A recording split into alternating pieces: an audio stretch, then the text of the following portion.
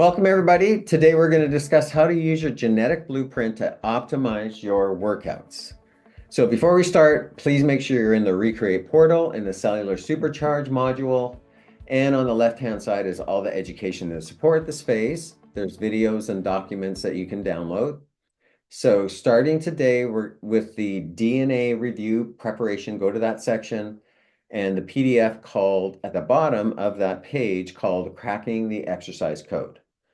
Okay, so we can't begin to work on exercise until you know how to fuel your body systems to perform first, obviously, right? We need the fuel to drive our car. By this time, you should have learned how to optimize your macronutrients and your micronutrients. So hopefully everyone has gone through the 10-day macro reporting exercise. If you haven't, please go back and do that. It's very important. Also, everyone should be taking their micronutrients from ID Nutrition because that's going to now fuel that exercise and moving into exercise. So while I know you already started exercise before in the program, we want to take it a little bit deeper. So we want you to continue to ignore that 46-page DNA report. Okay, so we talked about that before. Those recommendations are from scientists who work in a lab, who've never had a conversation with you. So I've created our recommendations for you that are more relevant to your health goals and all the testing we've done to this point, not just the DNA test. Okay, so please disregard the recommendations. I like the test in the report. I don't necessarily agree with a lot of the recommendations in there. Okay, so this test unlocks your genetic blueprint and your DNA never changes. However, you have the ability to switch genes on and off based on the choices you make with how you live. So let's turn to page 1 of the guidelines. We're going to be back at that same key that we looked at for the nutrition one, but this time we're going to be looking at your exercise related genetic findings. Okay? So there's 3 ways to use the information from your genetic testing. First is, but when we see your genetic strengths, we can make your life easier by optimizing it. And so when you first start working out, I think it's better to work on your genetic strengths just to make it a little easier.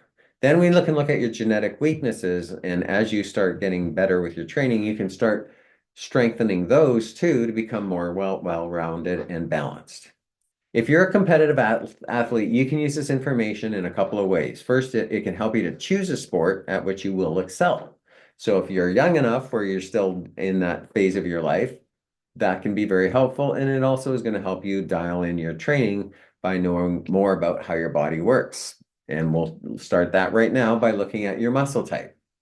So you can either have fast or slow twitch muscles. So if you're fast twitch, that means you're designed for sprinting. If you're slow twitch, you're designed more for marathons. But you can also be a mix of both, which means you're designed to be a good cross trainer, right? You can be good at both. The others are more specialized. Muscle recovery is the next one. So you can either be slow, moderate, or fast in your recovery. So if you're at a slow recovery rate, you're at a high risk for overtraining. And we overcome this by ensuring a proper rest, not making sure not to train the same way on back-to-back days. So you want to mix it up, maybe do upper body today, lower body tomorrow, or if you do a hard leg workout with weights today in the gym, you can go for a light leisurely jog tomorrow just to help circulate blood flow, and that also helps with muscle recovery.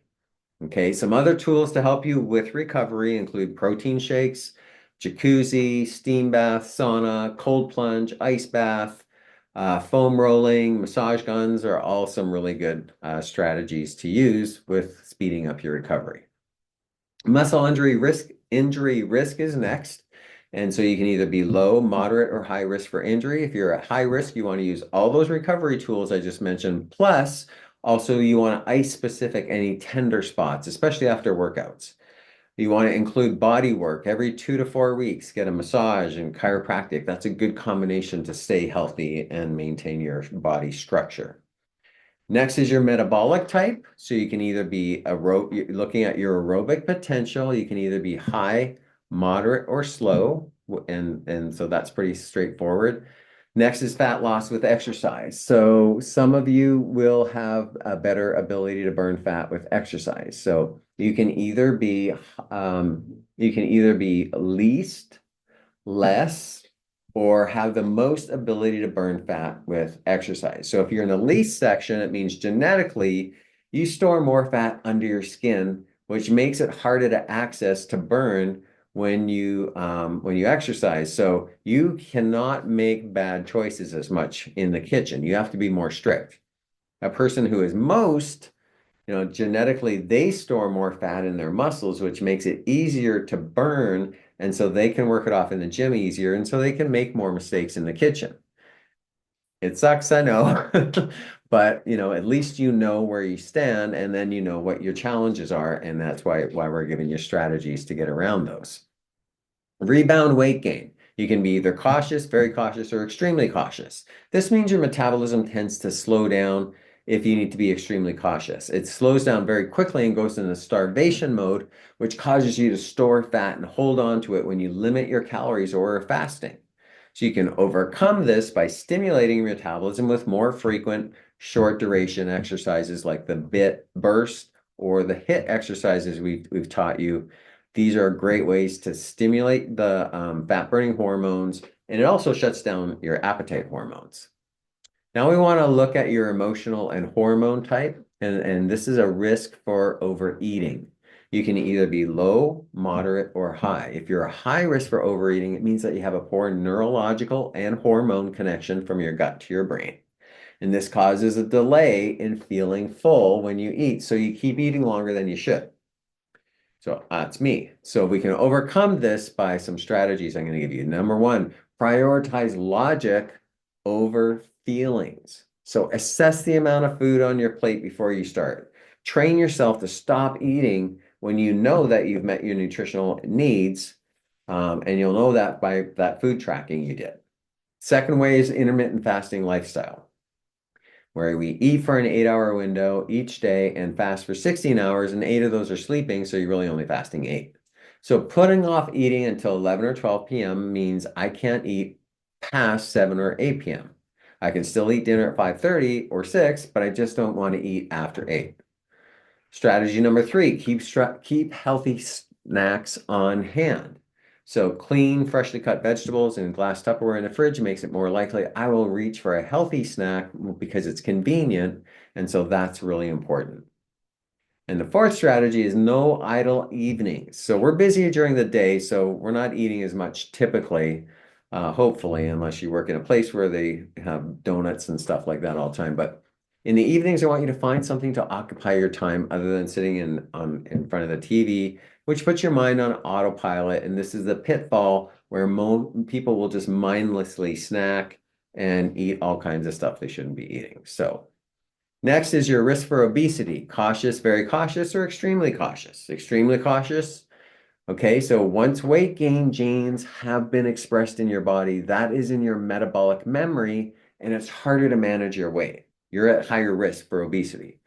So, in Recreate 365 that it takes 1 year to make all new, 1 year to make all new cells, new metabolism, master your hormones of hunger and appetite. Next is your risk for addiction. You can have normal risk or high risk or increased. If you're at a high risk, it means you have a high concentration of dopamine receptors in your brain, which grooms you for addiction. This is neither good nor bad. All that really matters is what the behavior is. So it can either be a powerful enemy if you use comfort foods like high fat and sugar for emotional eating. Okay. TV, cell phones, alcohol, sedentary lifestyle, these are all things that are addictive. Shopping, gambling, these are all things that can be steal from your joy and destroy your health. You can also use this addiction as a powerful ally. Okay, so we all have some addictive tendencies. Some are just higher than other. But if you use that addiction as an ally, it can help you to make sure that you keep with your regular exercise as a healthy addiction. Meditation, walks in nature, journaling, these are all highly addictive and optimize your health and bring good things like vitality to your life. Okay, that's enough of the DNA testing. Next, I want to talk about the Cell Super workouts that we created for Cellular Supercharge, and we created them for 2 reasons. The first one is a template to fire up your cell metabolism to stimulate fat-burning hormones for energy. The second is to halt muscle and bone atrophy like we see in osteoporosis, to help you stay active, mobile, and to slow the aging process for an optimally healthy lifestyle. Your exercise plan is located in the Cellular Supercharge Guidelines. At the bottom, if you go to that section, are two PDFs. The guidelines give you a 1-week overview, and the layout assumes that you're working Monday through Friday and you're off Saturday, Sunday. Now, everybody's schedule is different, so feel free to change it based on your life schedule. The exercises click at the bottom is a document of all the exercises you will do, and this corresponds with the exercises we provide. So here's what you will do for the next 2 weeks. Okay. Day 1, you're going to do a 24-hour fast. And like I said, you can adapt this however you want, but I have you starting on a Sunday at 5 to 7 p.m. and it goes until Monday from 5 until 7 p.m., depending on when you start. This way, you never go to bed hungry on your fast. So the 24-hour fast is almost like a weekly mini detox or reset, because we all make mistakes during the week, and this gives your digestive system a rest. It ratchets down your inflammation and blood sugar, and that keeps your metabolism using fat for energy, not sugar. The fast can also kill off old and sickly cells and encourage production of new healthy cells. And the fast also, and so the fast does allow you to have some things. You are allowed to have tea or coffee with stevia and coconut oil as well. No milk or sugar or artificial sweeteners. You're allowed to have hydrate. Those are what you've had if you did the metabolic reset phase of our program, or also the energy. These 3 products are the only products we recommend from ID Nutrition. So the hydrate, the energy, and the ID Nutrition personalized supplements. So everything else, I just want to let you know, I'm not a big fan of the rest of their products. These are products that were made by a scientist who was there and then left. And so I'm not as big of a fan of as some of their other newer products. Okay, so that day 1 was the fast. Now day 2 through day 7, you will do intermittent fasting for an 8-hour eating window. So either 11 a.m. to 7 p.m., 12 p.m. to 8 p.m., you choose. Okay, so in the morning, you're still having water, tea, coffee, hydrate. And your meals will be continued. So once you break that fast, it will continue to be your DNA macros, along with avoiding any food sensitivities you've tested positive for. We want you to work to adapt your daily total calories based on the results on your metabolic scale we talked about last time, to make sure you're moving towards your goals. As you increase exercise, it will allow you to slowly increase calories. Okay. In the 2-phase exercise program that we gave you, we stoke your metabolism, increase strength, halt muscle and bone atrophy. So, and bone atrophy is basically osteoporosis. So in the morning, you're doing 10 minutes of bursts and maybe 10 minutes of core or abs while fasting to activate fat burning and reduce appetite. In the afternoon or early evening, you're going to use weights for your workouts. And this differs from metabolic supercharge in that you're going to focus on specific muscle groups, which allows for maximum muscle strength and growth to halt atrophy. This is done in the afternoon once the intermittent fast is broken. We want you to have food to fuel these workouts. The products you're going to be taking are outlined in the PDF document. So you're going to have a pre-workout product, and that's 1 scoop with water before weight training to enhance muscle energy and strength. A good thing to add to that is creatine. So I like to have creatine with my pre-workout as well. The post-workout is going to be the performance protein that we gave you, and you're going to have 1 scoop of that. You can put it into a smoothie or just plain water within 20 minutes, ideally after your workout, while the blood is still being pumped into your muscles to refuel, recover, repair, and rebuild. If you can't make it for an hour, it's still going to be helpful to take it an hour afterwards or even 2 hours afterwards, but 20 minutes is ideal. The workout documents and videos are in your school portal. You will have the option of both a gym and a home version. Studies confirm that going to the gym provides superior results in 95% of cases. So if you can get to a gym, you might even be able to use a hybrid of both. You know, depending on how your life, you might not be able to make a gym during the week, but maybe you can do that on the weekends and then just work out at home during the week. So the phase one of the exercise, the two-phase exercise is the AM burst and the abdominal exercises. The phase two is in the PM, that's the weight training and the exercise videos. All right, so this a couple quick tips for your success. Make it fit your lifestyle. This plan is the best approach, but we understand not everyone has the flexibility to follow this plan as we laid it out. In fact, I would say more people cannot than can. So adjust according to your school for your work, your family, your school. And then the 24-hour fast, as I mentioned, that can be done any day of the week. 2-a-day workouts are optional. Okay, so if you can't do workout twice a week, if you don't have that flexibility, then just work out once and just combine them both together. Do the cardio, the burst, along with the weights. Okay? All right.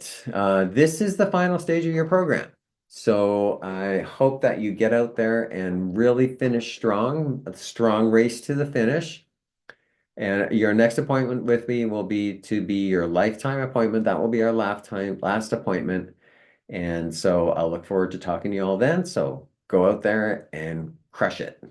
All right. See you guys.